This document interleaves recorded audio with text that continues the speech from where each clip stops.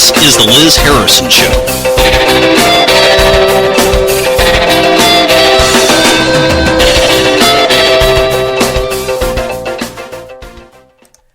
Good afternoon, folks. I'm Liz Harrison. Thank you for listening to Vigilant Liberty Radio. And if you're catching this on K98Talk.com, thanks for listening there, too.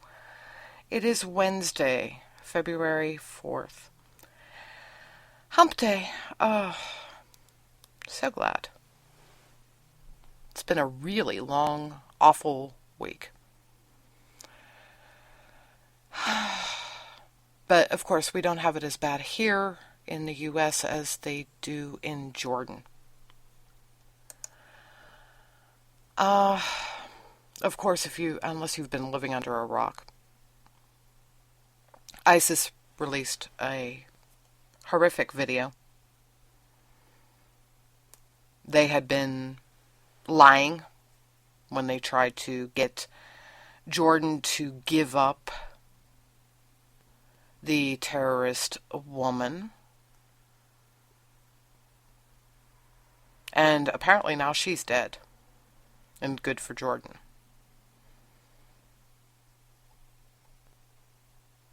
And as for King Abdullah II, Jordan's leader, he ended up quoting someone who I guess that the president wouldn't like very much. He said, "I'm not only going to kill him, I'm going to kill his wife and all his friends and burn his damn house down."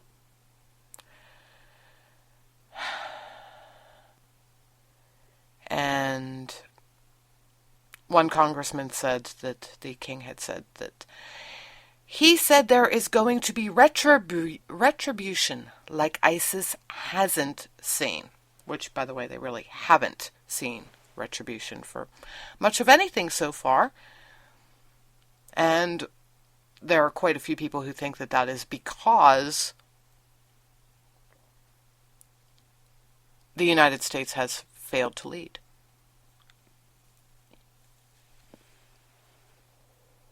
Yeah. I understand. The president is afraid.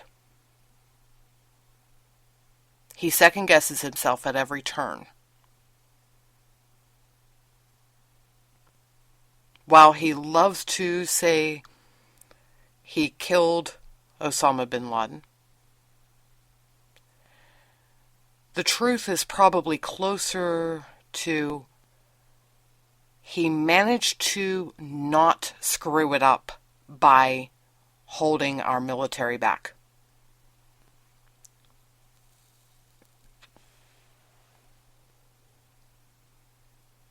Yeah. Remember the indecisive things that were being said back then. Of course, you know, they have rewritten that story. Obama knew exactly what he wanted to do, but we didn't know where he was. Or we did know where he was. Yeah, never mind. Anyway.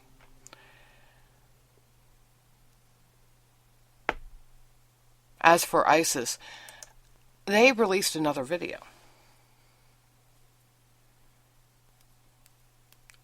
This was to justify their actions. Because apparently Islam frowns upon the idea of setting people on fire. Go figure. Cue all of the apologists out there that want to sit there and say that ISIS has nothing to do with Islam. If you're silly enough to think that ISIS did not take into account the fact that we have John Kerry, otherwise known as Lurch, running around saying, this isn't Islamic terrorism, or more accurately, not saying the words Islamic and terrorism together, and saying that ISIS is not Islamic.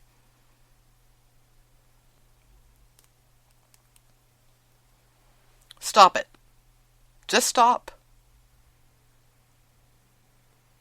They're using social media They're using videos on the web. You think they have no freaking clue the bullshit that is coming out of Washington. That they would never in a million years intentionally choose a way to execute this man that would cause shock and awe. Remember that phrase? Yeah, I remember it fondly. We won't hear it now, except for maybe from the King of Jordan.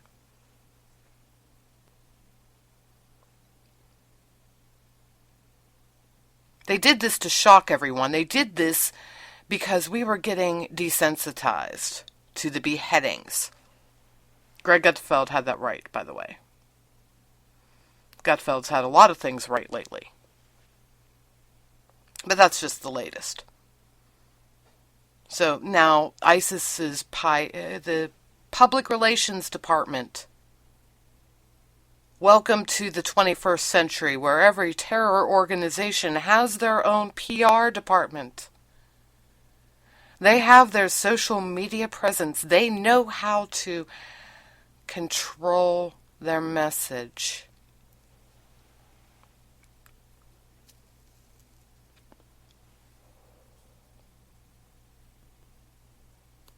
Give me a break, folks. Give me a break. They did this intentionally. They did it because they know the United States is not going to sit there and act against them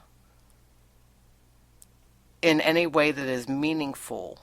And they're not going to say anything against them because they need to play politically correct with Islam.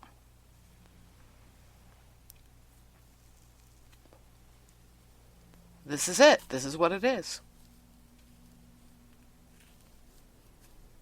I am fed up with it. Because then, I'm an Islamophobe. I am terrified of people who follow Islam. That is what I will be accused of being by liberals. I'm sorry, but the definition of a phobia is an irrational fear. No. I don't fear it. On the contrary, I detest it. I detest a culture that systematically subjugates women, considers the torture of women and children and anybody who disagrees with them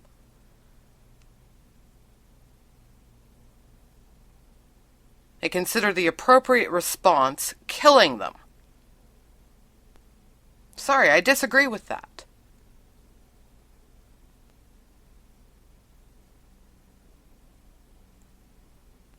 And you can sit there and call me an intolerant, evil, whatever. But the fact is that the thing that I do not tolerate is intolerance.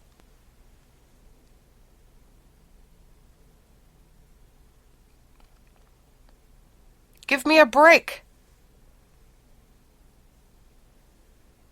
The only reason why people are not listening to conservatives when it comes to sitting there and saying Islam is intolerant is because we still have people running around giving a damn about social issues. Liberals go and push the buttons, you go and respond.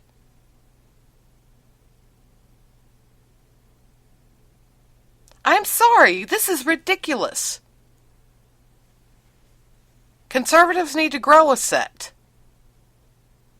and stop letting these hot button issues control us. Simple answer on the social issues. We wouldn't be having the issues with the healthcare mandate if long ago we would have pushed with the birth control and all of that. We wouldn't have had an issue with that if long ago we hadn't been campaigning against the concept of making birth control over the counter, because it would not have occurred to anyone to sit there and say, well, the government should be paying for my prescription for birth control, because there wouldn't be prescriptions. This is not hard. You want to put an end to the birth control mandate? Fine, go and tell the FDA, stop this. Make the doctors go and give a reasonable reason why these women need to have the medical exams to figure out which one is which for them. And even better, how many pharmacies out there have little clinics in them? I mean, there's a whole cottage industry right there. Fine, you need to have exams to be able to go and buy X number of months' supply of birth control. Great. Go to the Minute Clinic in your pharmacy. Get that taken care of. But don't have it be a prescription anymore. But of course, I guess that ship has sailed. We can't go back and do that. That would have been useful, though, years ago. We wouldn't have had this argument. Same thing goes for abortion, by the way. And I know this would make pro-life people want to smack me or something. But where are the representatives going and asking for the IRS to ask the taxpayers if they want to pay for it? A checkbox. We can do this to go and have people give money to the presidential campaign. We've been doing that even back when it was on paper, because it was only $1 or something like that. Yeah. Well, now we don't do it on paper. So transferring money around is an entirely electronic affair.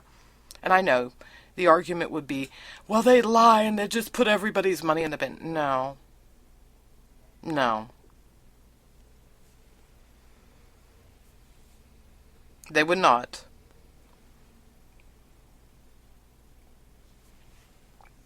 Trust in your representatives to come up with a way to double check that it's done. Don't we remember somebody saying something about audit the Fed? I know, and the Fed, but yeah, they keep on calling for audits. Well, there you go, folks. Seriously, why are we not saying, okay, instead of forcing everybody to pay for this nonsense, leave it to the people? And I'm really wondering how many people actually would want their hard-earned money to pay for these things. How much money would they actually have? And now with Islam, we're still going and playing this game. A little hint, folks. When even the head of an Islamic nation is saying that he is hell-bent to rain fire and destruction on an organization, it's time to step up and actually help him. And I know we don't want to be in more wars. Oh, no, we can't do that. I'm sorry, it doesn't work that way. It has never worked that way.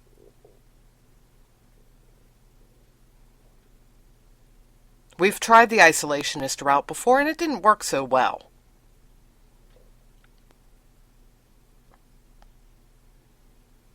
You want to complain about the defense budget? Go fix it the way it needs to be done. Quit taking from the soldiers. Start taking away from contractors that don't do their job. You know, the companies that keep getting paid even though they can't give us anything for it. And dump the programs that aren't going anywhere. Why are we paying for weapons that don't work? No, you never hear anybody talking about that, because that would make sense. It's better to pay billions of dollars for a an airplane that doesn't work than it would be to go and having a meaningful conversation about how the Pentagon can waste money. It is better to torture military families with pay cuts and everything else than it is to have a meaningful conversation about real waste. That's a great job, folks, really. Wonderful job. Anyway.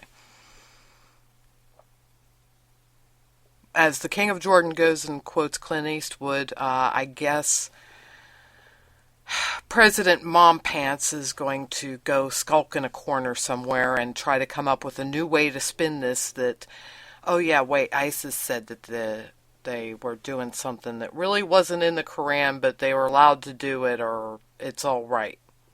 Whatever. Give me a break. Needs to stop, folks. Needs to stop.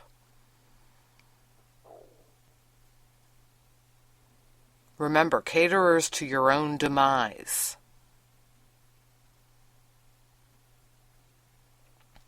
And no, I am not an intolerant Islamophobe, because I sit here and say, you know what? It's all well and good that you go and follow, to American Muslims, it's all well and good that you follow your faith in a way that does not subjugate women, encourage terrorism, and tell you that it is a good idea to go out and kill anyone who disagrees with you. However, you're doing nothing to be the thought leaders in your faith. You are not policing your own.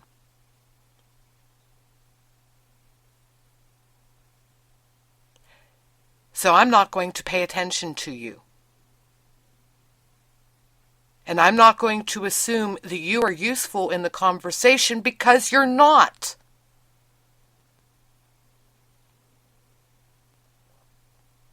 Because you're no better than anybody else that sits around pointing fingers and blaming the crazy militants. I don't want to hear you blame them. Oh, it's all their fault. We're not really like that. They're wrong. No. That's not enough.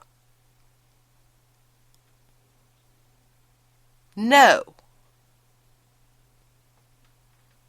The truth is, you're goddamn afraid to stand up to these bastards, but you expect other people to do it for you.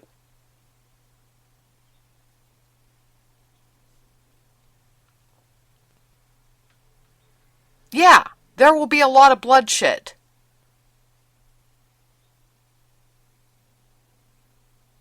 But it's a really freaking sad statement. I mean, look at Iraq, folks. Who were the ones putting down their weapons? And who were the ones who were fighting? ISIS rolls into town and they hand over the weapons that we put there. Muslims handed over the weapons. Who fought? The Kurds. They're still fighting.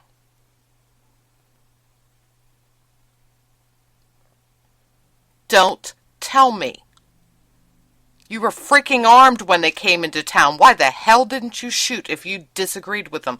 Oh, wait, I'm sorry. You're peace-loving Islamic people. So therefore you didn't want to fire your guns. Is that it? Ugh. Makes me ill.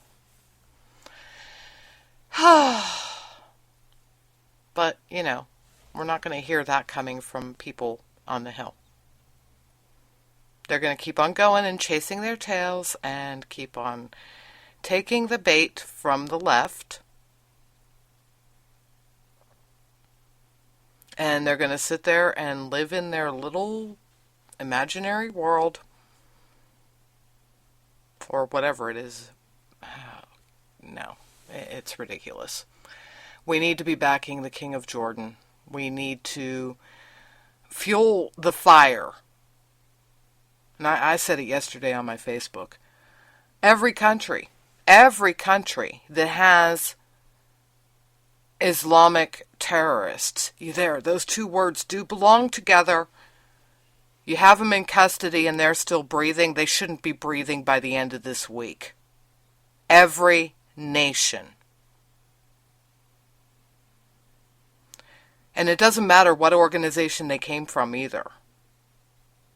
Hamas, Hezbollah, doesn't matter.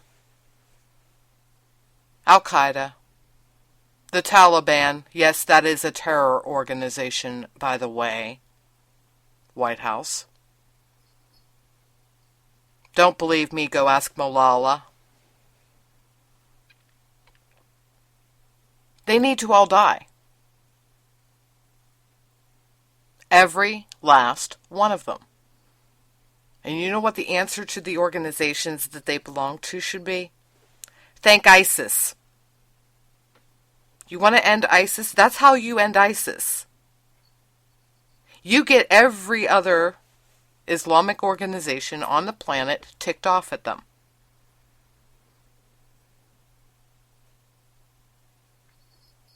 And then you go and let them all fight it out. And if you're really smart, you'll land a whole load of Marines and, allied forces once they're done fighting and kill whoever's left. There's your solution to terrorism, folks, right there. One terror organization decided that it was a good idea to do something really rat bastard stupid. Burn a pilot on video. Well, give everybody else a reason to hate them. Let them go take them out. And then whoever's left standing, you take them out too. Because by the time they're done taking out the first group, guess what? They're going to be a little bit tired and they're probably going to be running out of ammo.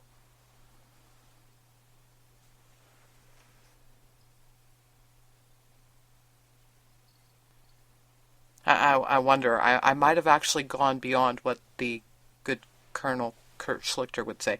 Maybe I'll go and ask him later on Twitter. Who knows? Anyway. I'm done dealing with that. I'm going to go on to the other stupidity that we have going on as far as Republicans are concerned. And this is called Please Sit Down and Shut Up Before You Hurt Yourself. Yeah. I mean, if it wasn't bad enough, Rand Paul and Chris Christie taking the liberal bait when it comes to vaccinations. Now we're going to get into the whole, everybody must have freedom. Tom Tillis seriously came out and said that restaurant workers should be able to skip hand washing. I guess nobody told him the story of Typhoid Mary. No, it is not a choice. It isn't. And neither are the vaccinations for that matter. And you know what? It's really difficult for me. I understand that these people all think that they're trying to protect the rights of the public, protecting individual rights. You know what? We keep forgetting a basic principle of individual rights. My rights end where the rights of another person begin.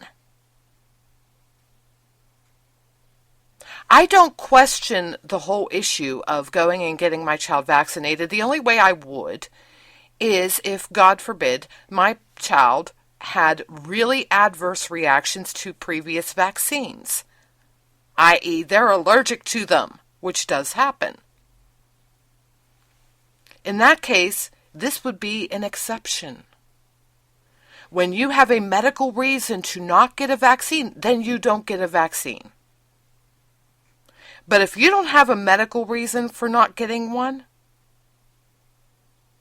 either you better go live in a community away from everybody else, like the Amish do. They don't get their vaccines, but they also live away from everyone else. Or you shut up.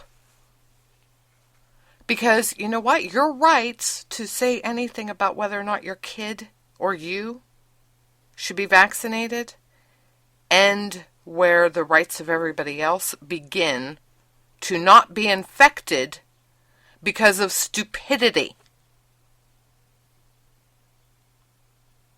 We settled the science on this a long time ago. I am so freaking tired of the Jenny McCarthy crowd. No, it does not cause autism. No, the fact that the Amish do not have autistic kids has nothing to do with just vaccinations, because there's too many other things going on in that community. You can't do that. Science doesn't back you. The Amish also are not exposed to a pantload of other environmental things that everybody else is, because they live a primitive lifestyle.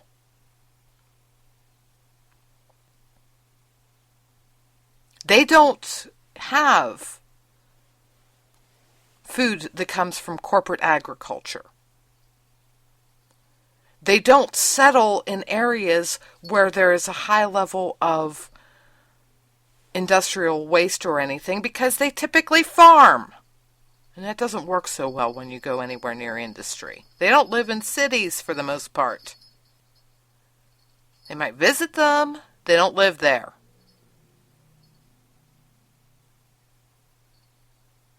They isolate themselves from our society in so many different ways. To sit there and say that they don't have autistic children because they don't get vaccines is ludicrous.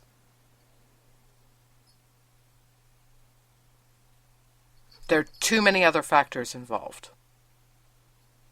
And for that matter, for all we know, it could also be completely genetic because, by the way, as I said it yesterday, really quickly, the gene pool's real shallow. And while a lot of people will sit there and say that really bad things happen when people do that, when societies do that, autism might actually be one of those things where a good thing happens.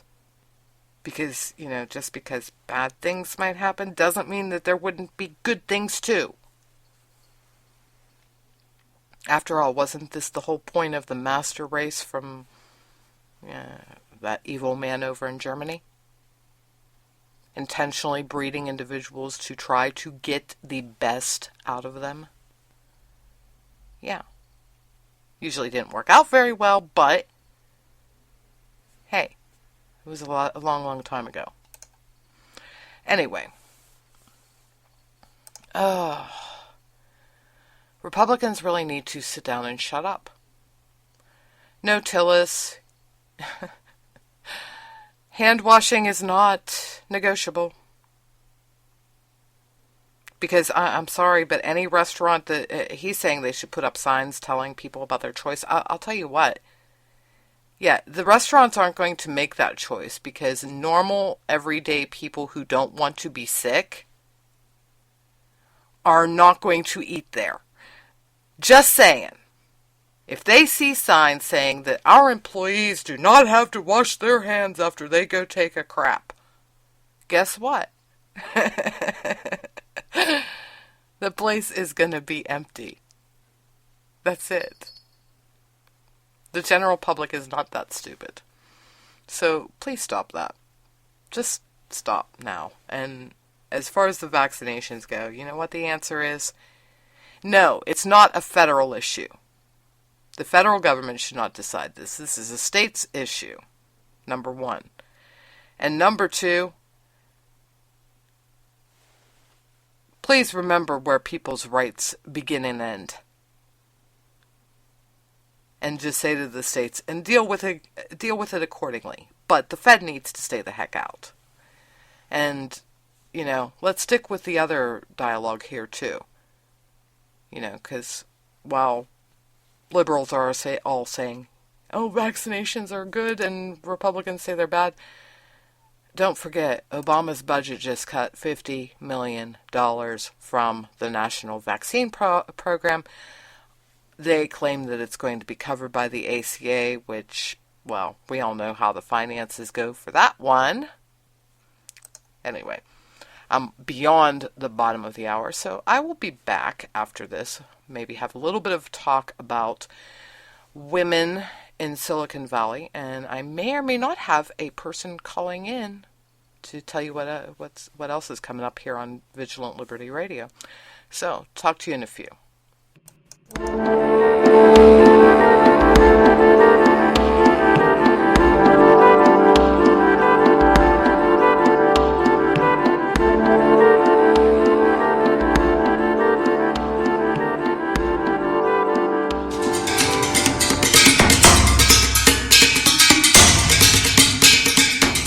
Here is your Vigilant Liberty Radio News from Independent Journal Review for Wednesday, February 4th.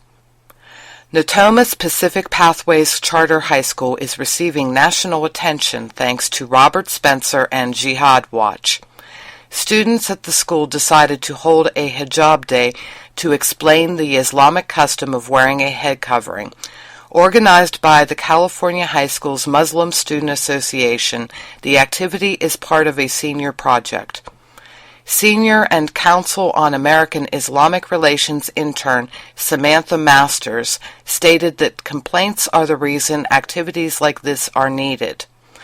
Quote, "The irrational reaction by some intolerant individuals is similar to the many manufactured controversies nationwide over the teaching of basic information about Islam, the faith of 1/5 of the world's population." Students emphasized that as American Muslims they are not required to wear the hijab. The NTSB released a report on a fatal plane crash in Denver last May, in which the pilot and his passenger were both killed. 29-year-old Amrital Singh had been flying a 1970 Cessna 150 when it hit the ground, bounced, then landed upright. Post-accident examination of the airplane did not reveal any pre-impact anomalies that would have precluded normal operation. Based on the wreckage distribution, which was consistent with a high-speed impact, and the degraded visual reference conditions, it is likely that the pilot experienced spatial disorientation and lost control of the airplane. In-flight cell phone use was cited as a cause for the crash. Based on evidence of cell phone use during low-altitude maneuvering, including the flight immediately before the accident flight, it is likely that cell phone use during the accident flight distracted the pilot and contributed to the development of spatial disorientation and subsequent loss of control. San Francisco has seen its first casualty from the increased minimum wage the voters overwhelmingly approved in November, and even the store owners are still for the increased wage levels. Borderlands Books, a science fiction bookstore in the Mission District, is closing its doors after 18 years in business. The owner explained, quote, "In November, San Francisco voters overwhelmingly passed a measure that will increase the minimum wage within the city to $15 per hour by 2018. Although all of us at Borderlands support the concept of a living wage in principle, and we believe that it's possible that the new law will be good for San Francisco, Borderlands Books as it exists is not a financially viable business if subject to that minimum wage. Consequently, we will be closing our doors no later than March 31st. The owners decided to close now because it makes good business sense." I'm Liz Harrison, and this has been your Vigilant Liberty Radio News from Independent Journal Review for Wednesday, February 4th.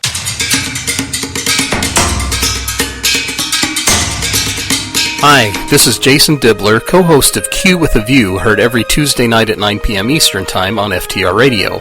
Right now, FTR needs your help in making the jump into the 21st century through some long-needed equipment upgrades.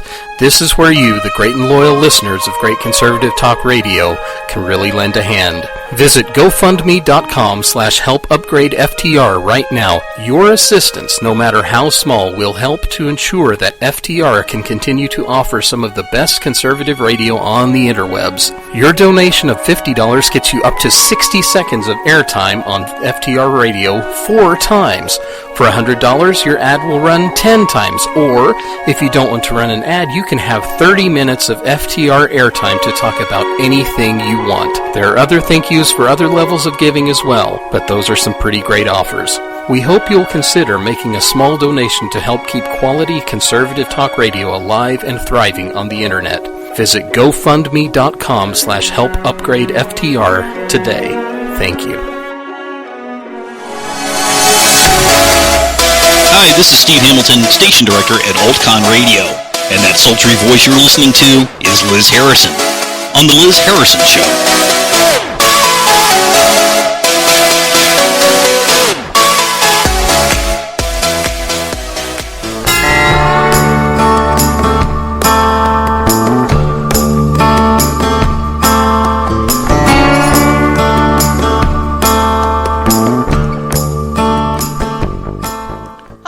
Going to go quickly through some housekeeping. If you're on Facebook, you need to be following Vigilant Liberty Radio, the page, and the Liz Harrison Radio Show. Otherwise, you're listening to us on the wonderful streaming broadcast platform known as Spreaker. If you go to Spreaker and look us up there, Vigilant Liberty Radio, it's really great if you actually follow us there too. Because we've all discovered at this point that Facebook can be pretty nasty whenever it comes to letting you see things in your feed when you actually want to see them. So I've had people tell me, oh, I get stuff on Facebook about your shows after they've started. Go to Spreaker. Follow there. They have ways to go and give you warnings, which I think are a little bit more timely. At least that's what I've been told. So I don't get them myself because it's filed under, I am registered as the radio station. So it's a little bit difficult for me to follow myself. Anyway, so make sure you do that because it does help us out. It helps us go and get more programming to you, the loyal listener, and it will help us go and do really fun things later on, like make it easier for you to listen to us in other formats, like the iTunes and TuneIn, etc.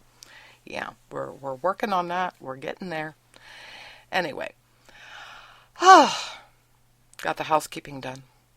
And that last news story, love that one. It is so much fun. This is why liberals do not get capitalism. They decide that it's a good idea to go and give people a living wage, but they can't afford it, so they're going to go out of business, but they're still for the living wage thing. Go figure. And they think that it's a good idea to have a living wage in an entry-level job. They call it entry-level for a reason, folks. It's where you start out, or it's the jumping off point. The Walmart greeters that are typically senior citizens, and you see senior citizens working at McDonald's. Yeah. Some do it to make ends meet, others do it so that they're not bored out of their heads. Anyway, and get extra money to, spoil the grandkids or something. Anyway, onward and upward. In case you were missing it, I have started on a little project, so to speak, sort of poked and prodded into it. Has to do with women in tech. I wonder why people would want me to write about that since I do the whole run a internet radio station thing. Yeah, I guess that's a no-brainer. Anyway, Newsweek decided, they're not in print anymore, but they still do covers, which is amusing. They went and did a cover. Their cover story is What Silicon Valley Thinks About Women. And, the bottom line is that they really don't. Yeah. Now, I understand where they're coming from. And I don't disagree with the concept that it really is very difficult to get initial funding for, you can't get venture capital as a woman, as a general rule. Some women do.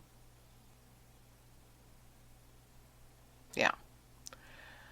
But I'm going to go and get down into something that is fairly well down into their article. And I'm going to give you the reason why Silicon Valley has the attitude that they do about women.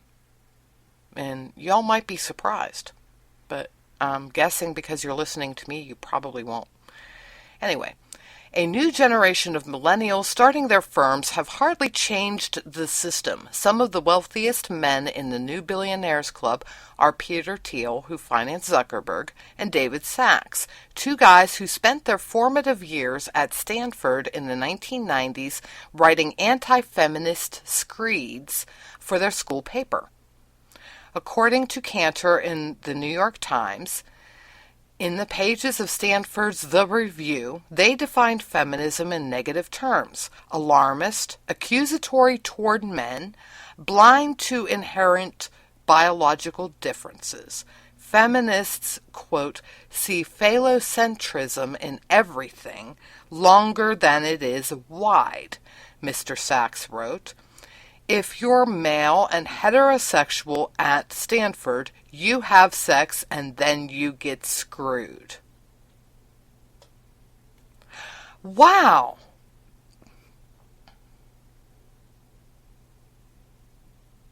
And then it goes on to say, speaking to the Times, Sachs regretted his collegiate anti-gay screeds, but didn't seem too concerned about the juvenilia directed at women, nor the status of his female co-eds, the majority of whom dropped out of the business. I don't blame him. I do not blame him. You know why I don't blame him? Feminism has turned into, we hate men. Men are bad.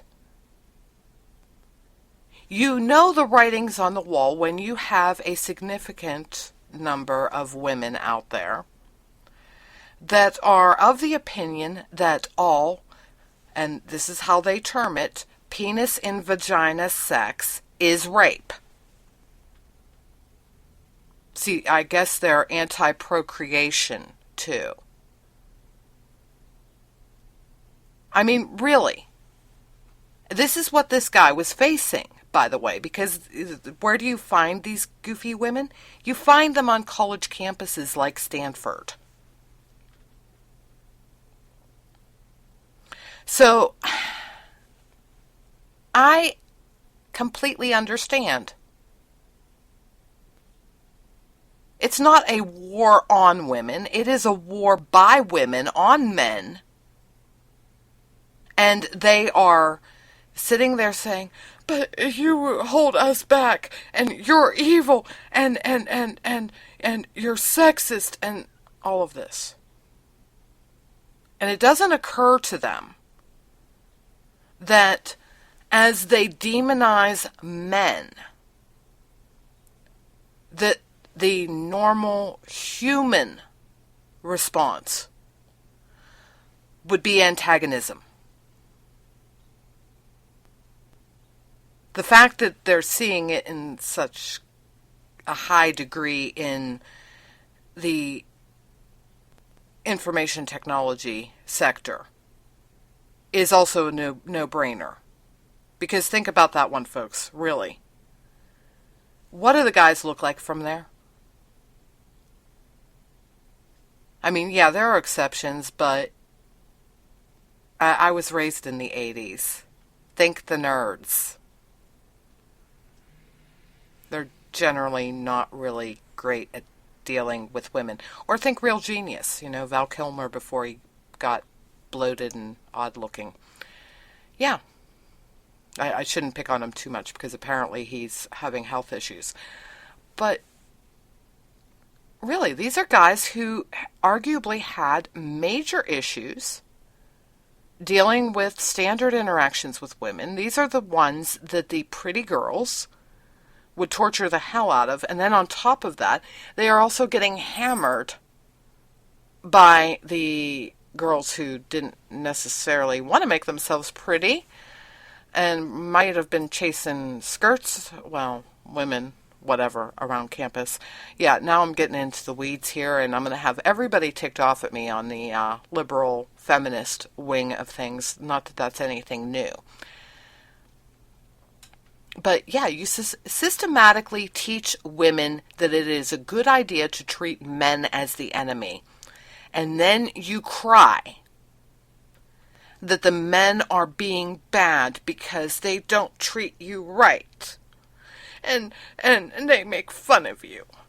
Really?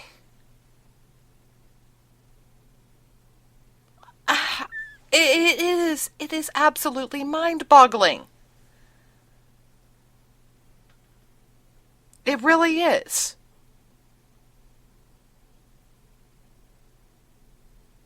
Oh my gosh. I want to know what it would be like if we took a fair number of women and didn't teach them that, or had a fair number of women that rejected that brainwashing. Oh, wait. Let's look at conservatives.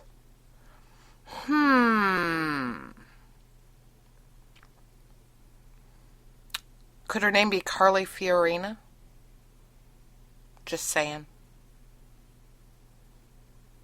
Could it be me? I mean, I've been working in IT for years.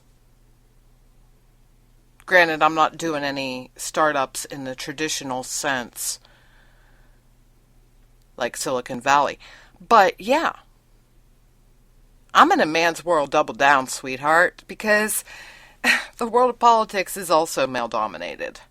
Doubt that? Go and look at the Senate, the House of Representatives. I mean, arguably, if we're making up about half the population, we should have about half the population of our governing bodies as women, shouldn't we? And don't get me started on the whole wage equity thing coming out of the White House when we can't manage to have wage equity there. Hypocrisy, thou name art liberal. And I'm still going to go back to the basic precept that if you don't want to work for it, and if you don't want to take your lumps to get it, because, by the way, the men get this too. Go ahead, try to find a successful man in business who tells you that he had an easy ride the whole freaking way. He didn't have to fight a damn bit to do anything. And I'll show you a liar.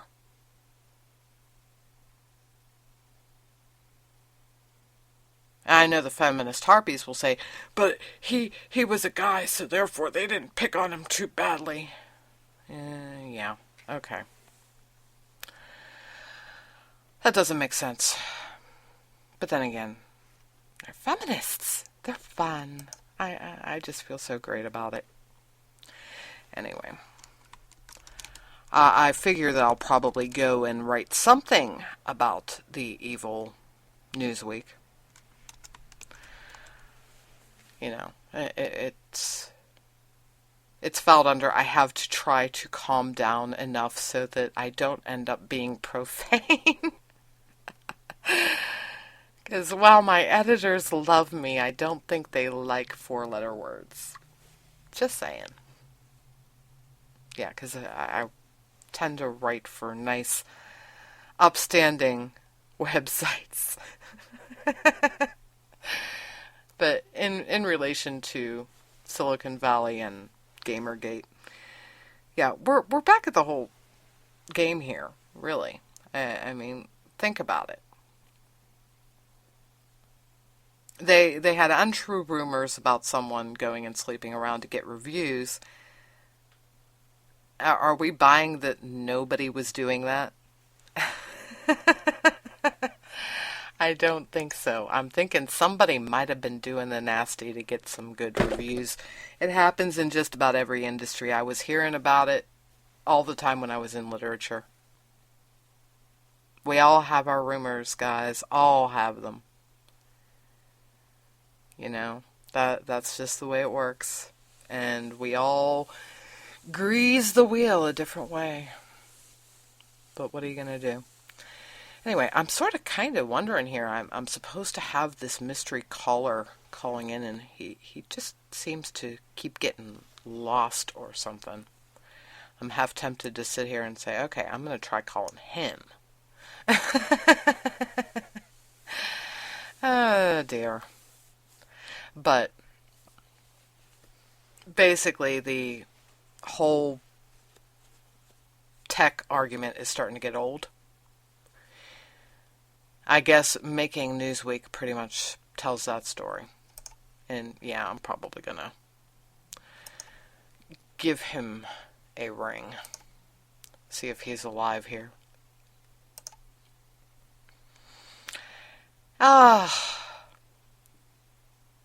Do I have a gentleman here on the line? You have a gentleman. I mean, yes, you have a gentleman on the line. Okay. I'm wondering if I'm using that as a loose term. Ladies and gentlemen. Yeah. Yeah. Yeah, I've been accused of being loose before, so I suspect maybe... I think we both have been. I believe you're right. In case y'all are wondering, and you really shouldn't be, but this is Mike Miller from the Right Mics, which follows this wonderful broadcast at the 2 o'clock hour. Mm-hmm. How are you doing today? Oh, I'm doing wonderful. Have you gotten your hair on fire about anything yet? Oh, yeah. I set my hair on fire over a pilot being set on fire. You know, I put up a post on IJR a couple hours ago about Abdullah's response. You know, he reportedly, in his meeting with the House Armed Services Committee, quoted Clint Eastwood. And, of course, within 24 hours, Jordan followed up with 2 executions and have basically said they're going to bring hell down on ISIS, you know.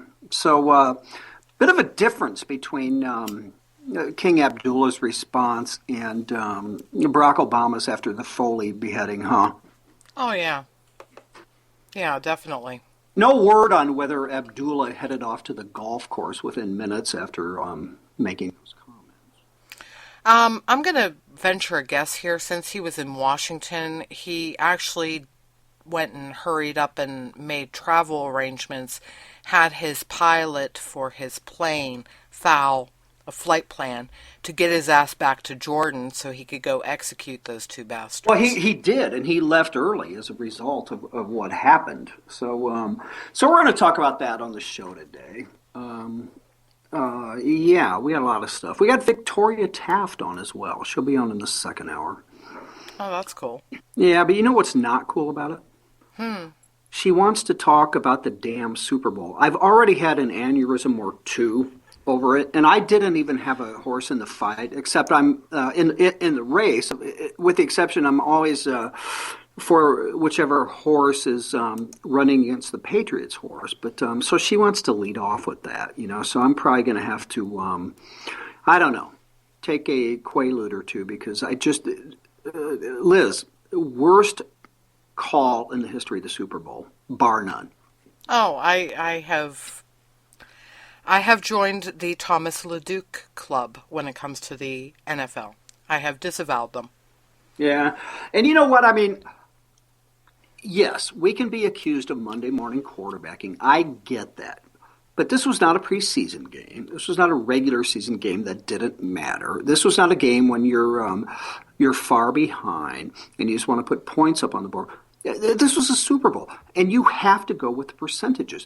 You got second and less than 20 seconds, 1 timeout. You have the most fearsome runner in the league, Marshawn Lynch in the backfield. There's not a defense in the league that could stop that guy twice. You know, so other people have said, "Oh, he could have rolled out with an option." No, you run that dude twice, and you know what? If you lose that way, so be it. so be it, because you went with the percentages. So you can tell I'm still worked up about it. And now Victoria wants to talk about it when she comes on. I'll have to calm down between now and then. Yeah. Either that or you're just going to have to bring up the MaxiPad ad. Well, see, I might have to wear one because I just don't. Only you would say that. Well, of course. That's why you like me. Of course. And you know that's probably going to get clipped. No, come on. You're going to ruin my reputation, man.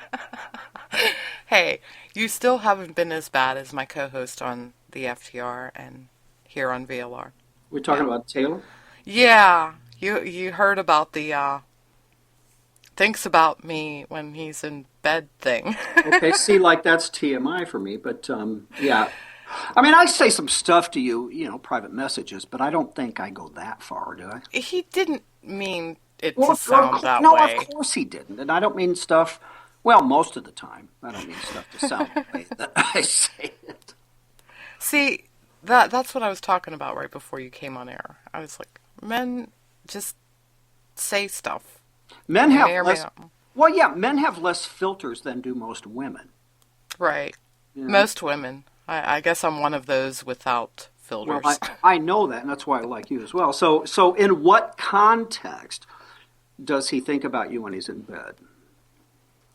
I believe that in that situation, he was thinking about things that because he was talking about me, and he was also talking about Jason Pye. Like a threesome? No. I know, I'm kidding, but anyway. Yeah, books or something. Like stuff that we would read. So Taylor lays in bed and he thinks about books that you and he may read? Yeah, apparently. That's a really sad statement. I guess the other way was more interesting. Well, I see, and potentially gratifying. So I'm thinking that possibly I need to have a talk with Taylor, and I don't know. I don't know. Oh, don't encourage the denizens. Yeah, I know. Yeah, they'll start making my hair go gray. Mm-hmm. More than it already has. See, I don't allow my hair to go gray because I'm too vain. Oh, okay. That makes perfect sense. I'm kidding. I knew you'd say that, though. That's exactly why I said it. No, the vain one is your compadre. Oh, good Lord. I mean, yeah, don't even get me started. I mean, the dude is, and we have fun with that. And of course, he's talking about Michael Housen, my brother from another mother at IJR. Yeah, so that's just a running joke on the show. I mean, earlier, when we had our separate shows on the other network, I mean, remember he did his gig about, he had this, a trivia question of the day or whatever, and whomever answered it first and properly, he sent a autographed picture. So there you go. That explains it all. Anyway, tell people to listen in. Yeah, I was about to say I'm out of time here, so everybody needs to listen in to The Right Mics coming up at 2 p.m. Eastern. And later tonight, we've got Liberty Unfiltered at 9 p.m., 10 p.m. Modern Comments, I think, is on the air. We may have a hiatus tonight. We're not sure yet. And at 11 p.m., The Right War simulcast with FTR. So we got a full night coming up. And, of course, you don't want to miss The Right Mics before that. So No. Thanks, Liz. Thank you, Mike. And I'm out of here. Wow.